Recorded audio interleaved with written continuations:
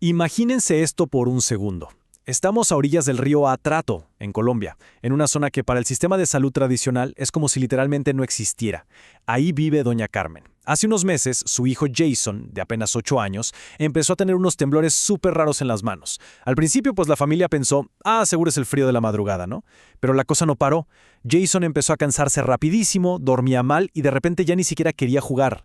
Y aquí está el verdadero problema. En su caserío, el médico más cercano está a 4 horas en lancha. Y ojo, eso sí hace buen clima, porque si llueve fuerte, esa lancha no sale y punto.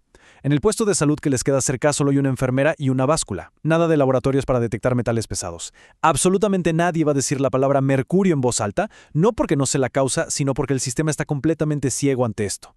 Es una tragedia humana muy silenciosa y la verdad muy urgente, que nos sirve de punto de partida para este análisis.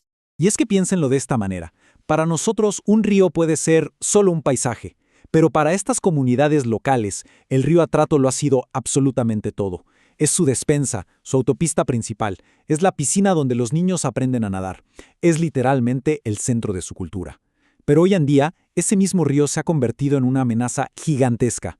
Llevan décadas comiendo pescado, que es su principal fuente de proteína, sin saber que esto está introduciendo mercurio, poquito a poco, en los cuerpos de miles de familias. El río que les daba la vida, ahora les da temblores, les da miedo y enfermedad. Y el detalle más frustrante es que, como este daño es invisible a simple vista para el Estado, no genera datos. Y bueno, sin datos en una base de datos oficial, simplemente no hay una respuesta. Así que, justamente para entender y buscar salidas a todo este panorama, hoy vamos a sumergirnos en Atrato Vivo, Comunidades Sanas. Es una propuesta que me parece fascinante, porque no solo busca limpiar el agua, sino, literal, salvar vidas. A lo largo de esta explicación, vamos a ver cómo podemos mezclar tecnología de punta, salud pública y justicia social para resolver una crisis tremenda que se ha ignorado por demasiado tiempo. Entonces, para entender el tamaño del problema, primero tenemos que mirar un poco la geografía. ¿Y qué es lo que nos dice la ley? Empecemos por la escala de todo esto. 750 kilómetros. Esa es la longitud del río Atrato. Nace en los farallones de Citarrá y va a desembocar directo en el Mar Caribe. Es el río más caudaloso de Colombia y su cuenca es de casi 40.000 kilómetros cuadrados de pura selva tropical. O sea, estamos hablando de una de las zonas con mayor biodiversidad en todo el planeta. Así que no es un problema pequeñito, es una crisis de proporciones monumentales. Pero más allá de los mapas y los ecosistemas, hablemos de la gente. Y aquí la cifra también es impactante. Más de 350.000 personas. Más de 1/3 de seres humanos dependen de este río para tomar agua, para comer, para sobrevivir todos los días. Y un detalle clave, más del 80% de ellos pertenecen a comunidades afrodescendientes e indígenas. Sus vidas, su existencia entera está amarrada a qué tan sanas estén estas aguas. Y por eso este próximo número duele un poco. 9. Ya van casi 9 años desde que la Corte Constitucional de Colombia sacó la famosa sentencia T-622. Eso fue por allá en el 2016. Y fue un hito, porque se reconoció al río Atrato como un sujeto de derechos y le exigió al Estado actuar de inmediato para proteger a estas comunidades. Pero adivinen qué, casi una década después, la mayoría de esas órdenes siguen en el papel. Y esto no es solo un retrasito en una oficina, es ignorar por completo un mandato constitucional. Ahora, seguro se preguntan, ¿qué es exactamente lo que está destruyendo al Atrato? Bueno, vamos a ver qué está causando todo esto. Básicamente es como una tormenta perfecta con 3 motores funcionando al mismo tiempo. Número 1, por supuesto, la minería ilegal. Imagínense retroexcavadoras enormes y dragas sacando oro, pero usando mercurio y cianuro a diestra y siniestra, envenenando el agua de forma irreversible. Número 2, la falta de alcantarillado. Municipios enteros echan sus aguas residuales directo al río, sin ningún tipo de tratamiento.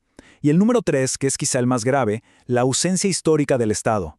Porque, seamos sinceros, cuando una mamá no puede llevar a su bebé al médico porque la lancha no sale por la lluvia, eso no es culpa de la geografía, eso se llama exclusión pura y dura. Pero bueno, respiremos un momento, porque no todo está perdido. Vamos a hablar de las soluciones reales que están sobre la mesa. Aquí es donde brilla la propuesta de Atrato Vivo, Comunidades Sanas.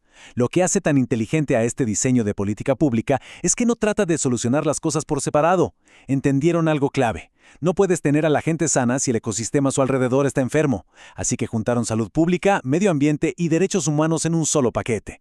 Es un enfoque que reconoce que todo está súper conectado. Para lograrlo tienen 5 estrategias clarísimas. Primero, Obvio, hay que restaurar el ambiente y frenar esa minería tóxica. Segundo, la telesalud, de la que ya les voy a hablar más. Tercero, garantizar agua potable. Cuarto, darle voz real a las comunidades étnicas en las decisiones. Y quinto, asegurar que todo el mundo rinda cuentas. Pero hoy quiero que nos enfoquemos en ese punto número 2, porque créanme, es la verdadera revolución de todo este asunto. Este punto 2 trata ni más ni menos que de hacer visible lo que hoy es invisible. Estamos hablando de algo llamado CBA a trato. ¿Qué es eso tan largo? Básicamente es usar conectividad satelital para monitorear la salud de la gente. ¿Se acuerdan de que si el Estado no tiene datos, para ellos el problema no existe? Pues esto lo resuelve. La idea es darle a los promotores de salud de estas comunidades tan alejadas unas tablets con internet satelital. Así, en lugar de obligar al paciente enfermo a viajar horas y horas en un río peligroso, lo que viaja es la información médica, a la velocidad de la luz, conectándolos directo con un especialista.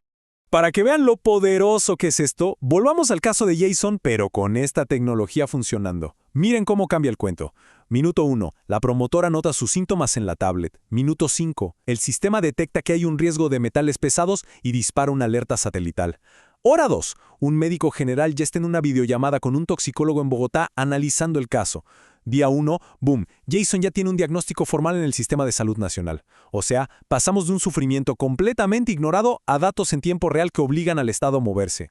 Y es que, al final del día, esto nos lleva a repensar qué significa realmente la salud pública. No se trata solo de construir un hospital y ya. La salud empieza en poder vivir en tu territorio con dignidad, con agua limpia, con comida segura. Y hay una frase de esta propuesta que quiero que se lleven grabada. La telesalud no es un complemento tecnológico opcional, es una herramienta estratégica de justicia territorial.